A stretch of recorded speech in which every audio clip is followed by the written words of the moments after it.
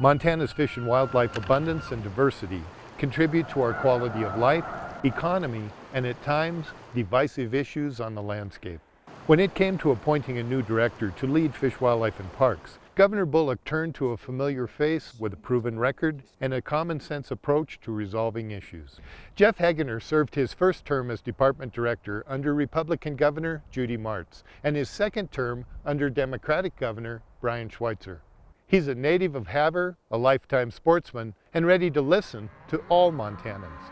Governor Bullock has made it very clear that landowner relations are a critical issue that needs to be addressed. To go out there and take a look at what have been the problems with landowner relationships and how we can rebuild relationships and build new relationships so that all of us can enjoy that wildlife that we so cherish. Some of the other factors that come into the play nowadays are like the Endangered Species Act. Wolves was one that was listed. They've been delisted now after a recover was considered sufficient by the U.S. Fish and Wildlife Service. We have grizzly bears that have been threatened for many years, but we believe that we have strong and stable populations and they could be delisted. So we have to look at managing those species in concert with all the other species we have.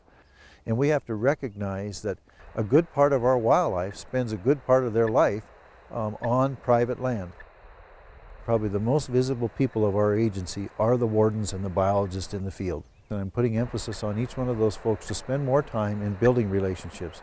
Learn what it's all about to them to be a landowner out on the landscape, what it takes to raise cattle or sheep or to wheat, and spend some time visiting with them about how wildlife is impacting them and how we can work together to make the best wildlife management we can for the landowners as well as all the sportsmen that enjoy that wildlife. As Jeff points out, the effective way to manage all these resources is to begin with respect for all the players at the table.